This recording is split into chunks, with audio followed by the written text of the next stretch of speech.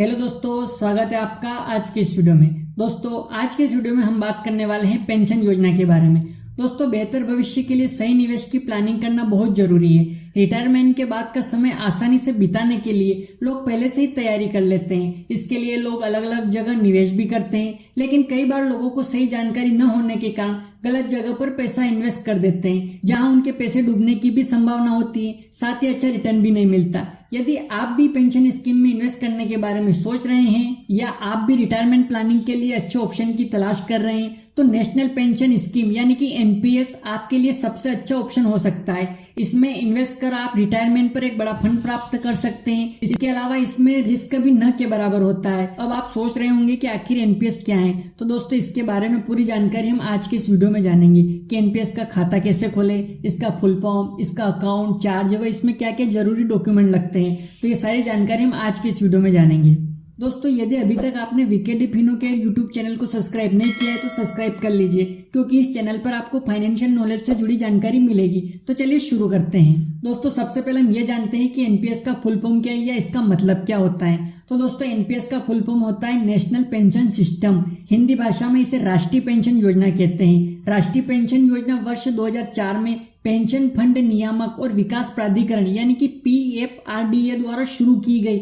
यह भी एक पब्लिक प्रोविडेंट फंड यानी कि पीपीएफ या एम्प्लॉय प्रोविडेंट फंड यानी कि ईपीएफ के समान रिटायरमेंट योजना है।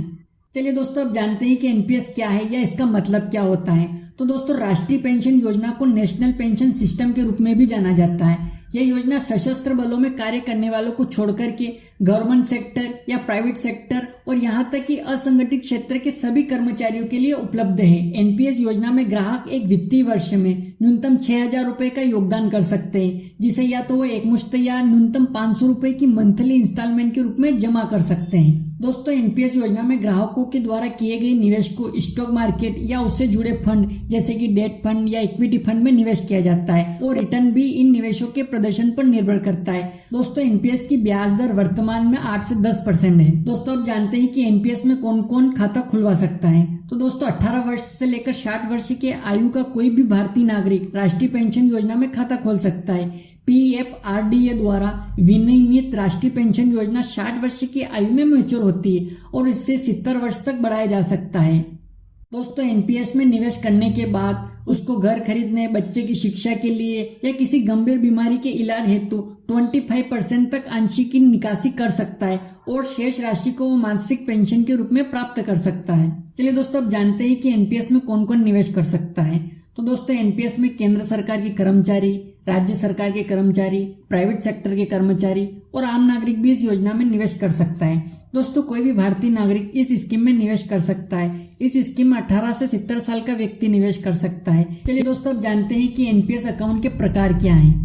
दोस्तों जब आप एनपीएस के लिए रजिस्ट्रेशन करते हैं या खाता खोलते हैं, तब आपको एक स्थायी सेवानिवृत्ति खाता संख्या यानी कि परमानेंट रिटायरमेंट अकाउंट नंबर यानी कि पैन नंबर जारी किया जाता है, जिसके माध्यम से पॉलिसी अवधि के दौरान आप अपने खाते से संबंधित जानकारी प्राप्त कर सकते हैं। दोस्तों एनपीएस अकाउंट 2 प्रकार के होते हैं, एनपीएस टीयर 1 अकाउंट और एनपीएस टीयर 2 अकाउंट। चलिए जानते हैं कि एनपीएस टीयर 1 और एनपीएस टीयर 2 में क्या अंतर है। दोस्तों एनपीएस टीयर 1 यह एक मूलतः पेंशन खाता है, जहां आप निवेश का केवल 20% निकाल सकते हैं और शेष का 80% पेंशन फंड में निवेश किया जाता है, बशर्ते आपकी आयु 60 वर्ष से कम हो। 60 वर्ष की आयु के बाद आप लगभग 60% धनराशि की निकासी कर सकते हैं, जबकि शेष 40% का उपयोग आप वार्षिकी खरीदने के लिए किया जाता है। अब बात करते हैं एनपीएस टीयर 2 की। दोस्तों यह योजना 2009 में शुरू की गई थी। इस योजना के अंतर्गत खाता धारक बिना किसी निकासी शुल्क या दंड के अपनी राशि निकाल सकते हैं। इसके अलावा वह निवेशकों को इक्विटी, कारपोरेट ऋण, सरकारी प्रतिभूतियों या वैकल्पिक निवेश निधि में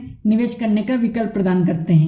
चलिए दोस्तों अब जानते हैं कि एनपीएस में खाता खोलने हेतु जरूरी डॉक्यूमेंट क्या क्या होते हैं। दोस्तों एनपीएस में खाता खोलने हेतु आपके पास बेसिक डॉक्यूमेंट जैसे कि आधार कार्ड, पैन कार्ड, निवास सर्टिफिकेट, जन्म सर्टिफिकेट और एड्रेस प्रूफ की आवश्यकता होती है।